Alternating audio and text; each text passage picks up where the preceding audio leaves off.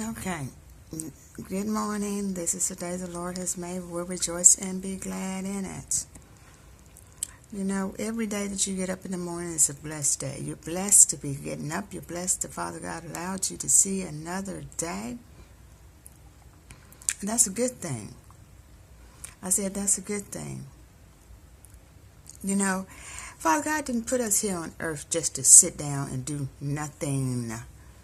I mean, just sit down and do nothing. That's not what He put us here for. He put us here to be the type of person that you hear things from, you see things from. People that have a purpose.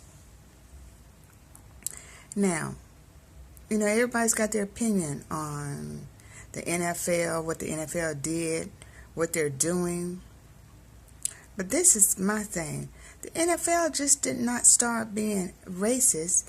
The NFL has been racist for a long time.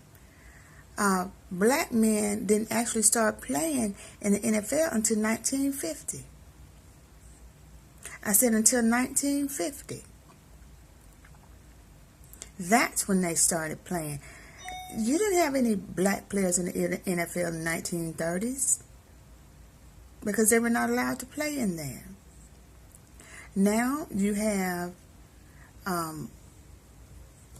people, more black men in the NFL, 75% black, than you've ever had in the history of the NFL. The NFL has always been a racist organization. It just didn't start being racist. It's been racist since 1930. See, the reason you don't know that is because you don't do your homework. I said the reason you don't know that is because you don't do your homework. Back in the 1930s, there was a man by the name of Marshall who was an owner in the NFL. And Marshall openly refused to have black athletes on his team, which was called the Boston Braves or Washington Redskins, whichever one you want to say. But he refused to have black folk on his team. Okay, that's just the way it was. Now, the league in itself did not have black people in it until the late 1950s, early 1960s. So this kind of racism didn't just start yesterday. This kind of racism has been over here for a while. You know, y'all president said that the protesters should leave the country. And I said, well, won't he leave first? Okay? Won't he leave first? With all that stuff he got going on against him with Russia and everything, well, maybe he can find him another country to go to. Maybe Russia would be good for him to go to, since he's got to say where everybody else should go. Well, why don't he leave the country? But regardless to what he says, because you know, y'all's president says a lot of things. There are still owners in the NFL that have what we call a Marshall mentality. They was there in the 1930s. Some of the NFL owners are 90 years old. Some of them are 85 years old. So they was back there when George Marshall decided that he didn't want black folk in the NFL. They were back there. Some of the owners were back in the 30s. They 85 and 90 years old. They was back there in the 30s when NFL players were all white. So they still have that mentality. Some of them do. And most of them are friends of Trump's. That's why he feels it necessary to come out and say, oh, that's a good thing that they did by making the players pay a fine if they kneel. Because most of these billionaires that are NFL owners, they're friends with Trump. Some of them still got that Marshall mentality that was back there in the 1930s, because they were back there in the 1930s. They 70, 80 years old, some of them 90 years old. You know they was back there in the 1930s. Position segregation was also prevalent back in this time. According to several books, such as the autobiography of Vince Lombardi, Black players were stacked at speed positions such as defensive back, but excluded from intelligent positions such as quarterback and center. Quotas limiting the number of black players were commonplace, and black players were often stacked into the same positions to allow them to be eliminated as a matter of competition. The Redskins first attempted to comply by drafting Ernie Davis, who refused to play under Marshall. He didn't want to play under Marshall, the owner. The Redskins in turn traded Davis to the Cleveland Browns. The Redskins eventually signed Bobby Mitchell and two other African American players by 1962. The Redskins had no black players until Interior Secretary Stuart Udall threatened to evict them from D.C. He had to threaten the Redskins that he was going to evict them from Washington, D.C. Stadium unless they signed a black player.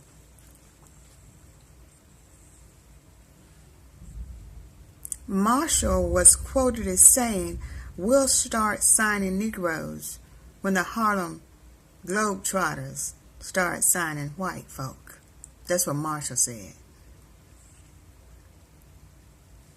Another reason for Marshall's anti-black sentiment was to curry favor in the southern United States, where Marshall's Redskins had an advantage. The people in the South loved Marshall, so they loved the Redskins.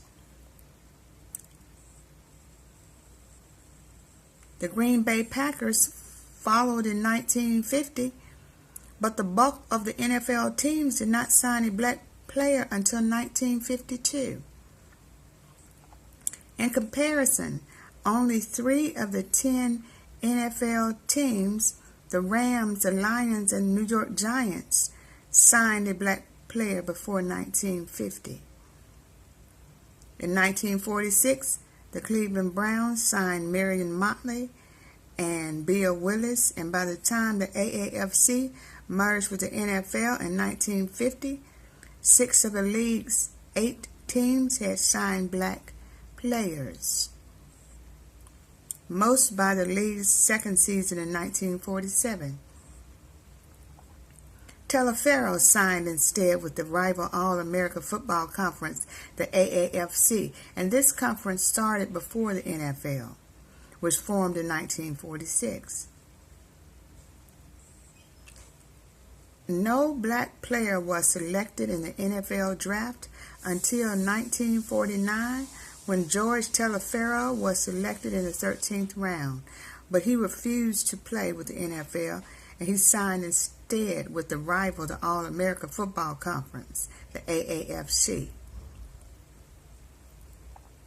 No team followed the Rams in reintegrating the NFL until the Detroit Lions signed Mel Grooms and Barb Mann in 1948. Even after this incident, racial integration was slow to come to the NFL. No team followed the Rams in reintegrating the teams. The Rams added a second black player, Woody Strode, on May 7, 1946, giving them 2 black players going into the 1946 season. The signing of Washington caused all hell to break loose among the owners of the NFL franchises. Also, they specifically suggested the Rams should give Washington a tryout. The commission advised the Rams that they would have to integrate the teams with at least one African American or black player in order to lease the Coliseum, and the Rams agreed to this condition. Subsequently, the Rams signed Washington on March 21, 1946. In 1946, after the Rams had received approval to move to Los Angeles, and Washington returned from the war, members of the African American print media made the Los Angeles Coliseum Commission aware of the NFL did not have any African American players and reminded the commission the Coliseum was supported with public funds. So they actually had to make the NFL allow black players to play. I said they actually had to make the NFL allow black players to play. Therefore, its commission had to abide by an 1896 Supreme Court decision, Plessy versus Ferguson, by not leasing the stadium to a segregated team. I said they had to be made to let black players play in the NFL. In 1939, UCLA had one of the greatest collegiate football players in history, Kenny Washington.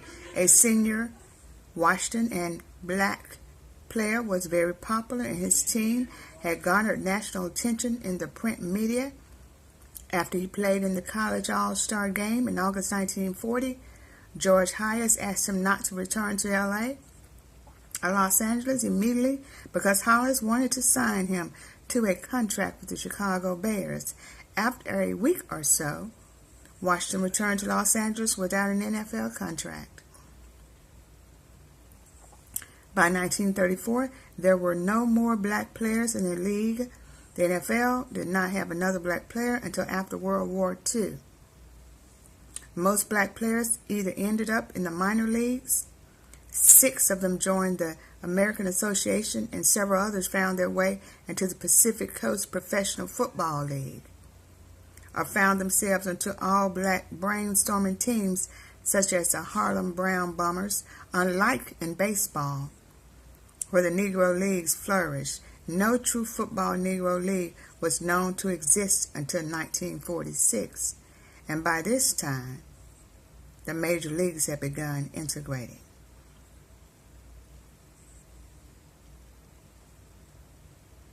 Another reason that Marshall's anti-black sentiment was to curry favor in the southern United States. Marshall's Redskins had a strong following in that part of the country, which he vigorously defended, and he stood up against the NFL's efforts to put expansion teams in the South until Clint Murchison Jr. successful extortion attempt.